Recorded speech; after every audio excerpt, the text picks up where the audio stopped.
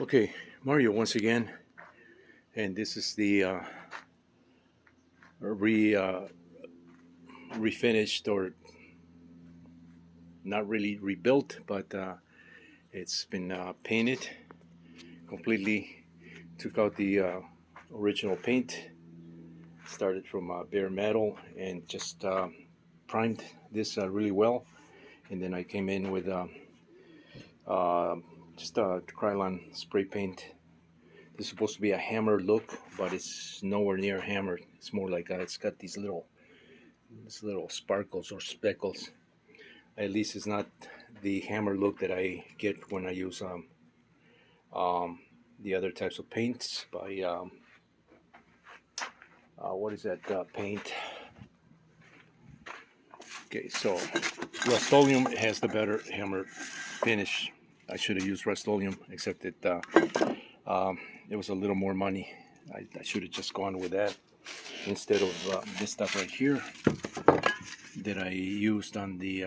This is, yeah, they tell you it's hammered, and it does. The cap looks, does have that texture of a hammered paint, but it's really not. It doesn't finish this way. So it's supposed to be hammer black. This is more of a hammered look here when you apply it. This hammered silver, but this black is really not really giving that look. It's not a big deal. I mean, it's still a nice finish. It's a lot better than what it was. And there's the yellow, and this has about 3 coats of yellow. I am going to do another coat. The days have been a little bit moist here in Arizona. I think it rained a couple of days ago, and that moisture is still lingering in the air. So I'm just waiting for a good, solid, dry day that I can come back and do another coat on the yellow here. So it's a little more deep yellow. I actually wanted a school bus yellow, uh, which is a little more on the orange side, yellow with orange, or more red into the mix. But it's really not bad. The front section is over there, and all these parts, like I said, they could use another coat of paint. The frame is pretty much done. Um, it's picked up a little bit of dust. I'm gonna have to sand this and just give it another coat so this is nice and smooth, ready for the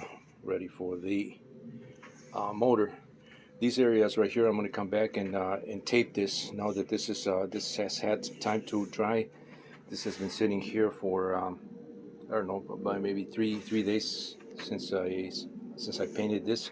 So I'm just gonna leave it on a full week so that it fully cures the paint, and then I'm gonna come back here and tape this area right here, or tape the yellow, and clean this up so that it doesn't have these uh,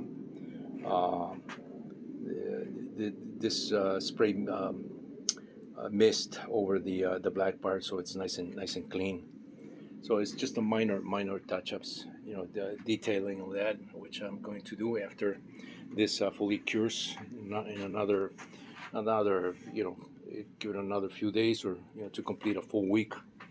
So although it is already pretty much fully cured, I mean, you can grab this, you can put something on top, it's not going to stick to it.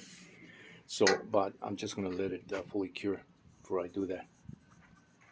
I've been looking also at seats for my other go-kart, that other one that I need to also do the same thing. I'm gonna completely gut it and start from scratch. That's another one. That's a dual seater. It's got full suspension. It's a nice little go-kart. Uh, the way I bought it. I mean, the motor looks like it's okay. The guy told me that it still runs, but I'm not even gonna attempt to start the motor. I'm just gonna gut it completely and start from scratch. These seats right here I picked up from somebody local here in Arizona. Um, it was nice enough to let me have them basically for free. Nice guy, uh, you know, very much grateful. to him, letting these go for no nothing. They just need to be cleaned up here. The paint, it looks like whoever had this before. He told me that the guy who had this before painted this. I don't know. It looks like he used just regular latex paint here, but this can be easily taken out with with a sandblaster, or even maybe even with a pressure washer. Maybe able to lift all this paint out of here, and then revive this ABS, because this is blow molded seats. You can revive this plastic with just a little torch or a heat gun, just to bring out the plastic. It's done, in many videos that show how to revive ABS type plastic seats. They do that heat treatment with on seats like this that are used in stadiums. To bring out the original sheen and surface of the plastic. So the same thing can be done here. Just need to go through the process of removing that paint that's been there. These are really good seats.